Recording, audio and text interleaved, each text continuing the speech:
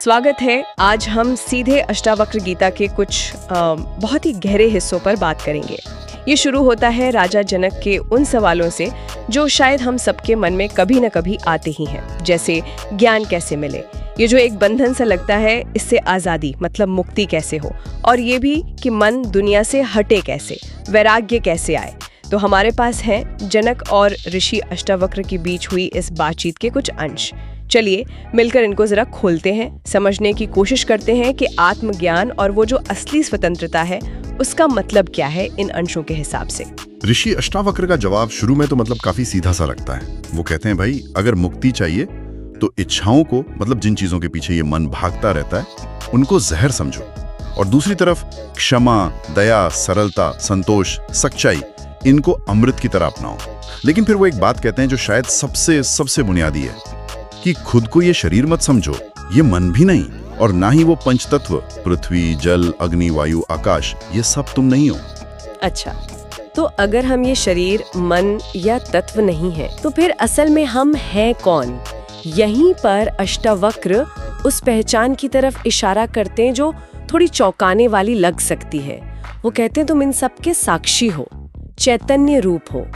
ये साक्षी और चैतन्य रूप, इसका क्या मतलब हुआ? हाँ, इसका मतलब है कि हमारी जो असली पहचान है वो सिर्फ एक देखने वाले की है, अनुभव करने वाले की। चैतन्य मतलब वो चेतना, वो जागरूकता जिसके होने से ही हम शरीर, मन, दुनिया, इन सब का अनुभव कर पाते हैं। ये चेतना बस देखती है, जानती है, लेकिन जो कुछ भी हो रहा है उससे लिप्त नहीं होती, उस पर असर नहीं पड़ता। पहले प्रकरण में वो इसी बुनियादी बदलाव की बात कर रहे हैं। हम आमतौर पर खुद को क्या समझते हैं? अपनी भूमिकाएं, अपना शरीर, अपनी सोच, उनसे जोड़ लेते हैं खुद को।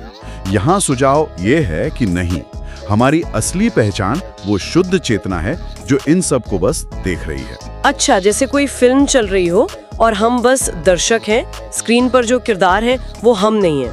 बिल्कुल वैसे ही। और इसमें सबसे क्रांतिकारी बात पता है क्या है? कि स्वतंत्रता कोई ऐसी चीज नहीं है जो भविष्य में मिलेगी या जिसके लिए बहुत पापड़ बेलने हैं। ये तो बस इसी पल अभी अपनी पहचान को कर्ता भोक्ता से हटाकर साक्षी चेतना पर ले आने से अनुभव हो सकती है। ये बस नजरिए का, पहचान का बदलाव है। जैसे वो कहते हैं ना पहले प्रकरण में कि बर्तन के अंदर का आकाश और बाहर का आकाश अलग थोड़ा ही है, वैसे ही आत्मा और परमात्मा में भेद नहीं है। और राजा जनक पर भी इसका असर होता है ना। दूसरे प्रकरण में इसका जिक्र है। उन्हें खुद हैरानी होती है कि अरे मैं इतने समय तक इस वहम में कैसे जीता रहा। वो महसूस करते हैं कि जैसे मेरी चेतना इस शरीर को रोशन कर रही है, वैसे ही ये पूरी दुनिया भी उसी में दिख रही है, पर मैं ये दुनिया नहीं हूँ। तो फिर सवाल उठता है, अगर हम ये दुनिया नहीं है तो फिर ये दुनिया है क्या? क्या ये सिर्फ एक दिखावा है? अष्टावक्र के अनुसार हाँ, एक तरह से कह सकते हैं। वो मिसालें देते हैं पहले और दूसरे प्रकरण में भी। जैसे अंधेरे में रस्सी पड़ी हो तो सांप का वहम हो जाता है ना, या सीप चमकती है तो लगता है चांदी है। वैसे ही जब तक हम अपने असली स्वरूप को आत्मा को नहीं जानते, तब तक ये दुनिया बिल्कुल अलग, ठोस सच जैसी दिखती है। लेकिन जैसे ही ज्ञान होता है ये वहम, ये भ्रम मिट जाता है। तो क्या ज्ञान होने पर दुनिया गायब हो जाती है? मतलब दिखना बंद? नहीं, गायब नहीं होती, वो आत्मा से अलग दिखना बंद हो जाती है। जैसे पानी में लहरें उठती हैं तो वो पानी से अलग थोड़ी होती हैं, वो तो पानी का ही रूप है। दूसरे और छठे प्रकरण में ये बात आती है। वैसे ही ये संसार उसी आत्मा, उसी चेतना में उठता गिरता सा दिखता है। और देखिए, ये समझ जो है ये हमारी पारंपरिक सोच को एकदम चुनौती देती है कि मुक्ति के लिए कुछ खास करना पड़ेगा।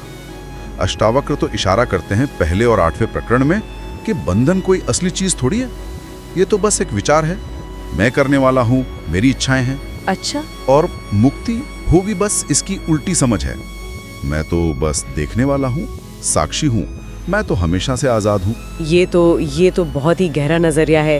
लेकिन जो इंसान इस सच्चाई को जान लेता है उसकी रोज की जिंदगी कैसी होती होगी? क्या वो एकदम चुपचाप बैठ जाता है? 17वें 18वें प्रकरण में अष्टावक्र कुछ बताते हैं इस बारे में। हाँ, बताते हैं कि ऐसा व्यक्ति अंदर से एकदम शांत हो जाता है, परम शांत। उसे न सुख पाने की इच्छा रहती है, न दुख से डर लगता है। मान अपमान, फायदा नुकसान सब उसके लिए बराबर हो जाते हैं। वो दुनिया में सारे काम करता हुआ दिख सकता है, लेकिन अंदर से बिल्कुल लिप्त नहीं होता, क्योंकि वो ये जान गया है कि असल में करने वाला तो ये शरीर है, मन है, प्रकृति है।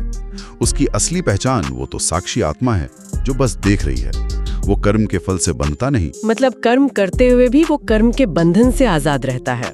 बिल्कुल, क्योंकि उसने अपनी पहचान कर्तापन से हटा ली है। तो सार यही है कि अपना जो असली स्वरूप है, जो हमेशा एक जैसा रहता है, बदलता नहीं, वो साक्षी चेतना उसे पहचानना और शरीर मन जैसी झूठी पहचानों और उनकी इच्छाओं को छोड़ देना, यही मुक्ति है। और ये अवस्था बाहर के हालात पर निर्भर नहीं करती, बल्कि अष्टावक्र तो एक जगह 16वें प्रकरण में यहाँ तक कह देते हैं कि सच्ची परम शांति के लिए आखिर में शास्त्रों के ज्ञान को भी पीछे छोड़ना पड़ता है। अरे शास्त्रों को भी, ये बात तो सोचने वाली है। हाँ, वाकई। तो अष्टावक्र गीता के इन अंशों से जो एक मुख्य बात, जो सार निकल कर आ रहा है, वो ये है कि आत्मज्ञान ही मुक्ति का रास्ता है। और ये ज्ञान क्या है? यही समझना कि हम ये नश्वर शरीर और ये चंचल मन नहीं है, बल्कि वो शाश्वत साक्षी चेतना है। और ये जो दुनिया दिख रही है, ये उसी चेतना में उठने वाली एक प्रतीति, एक लहर जैसी है। बिल्कुल सही। और अंत में एक सवाल छोड़ जाते हैं सुनने वालों के लिए, जो इन अंशों को पढ़कर या सुनकर मन में उठता है। अगर आत्मा अपने स्वभाव से ही मुक्त है, जैसा पहले प्रकरण में कहा गया, और ये संसार उसी आत्मा में लहरों की तरह उठता गिरता रहता है, जैसा 6ठे प्रकरण में है, तो फिर ये जो हम मुक्ति की तलाश करते रहते हैं, इसका असल मतलब क्या है? कहीं ऐसा तो नहीं कि ये तलाश ही अपने आप में एक और बंधन बन जाती है? इस पर विचार कीजिएगा।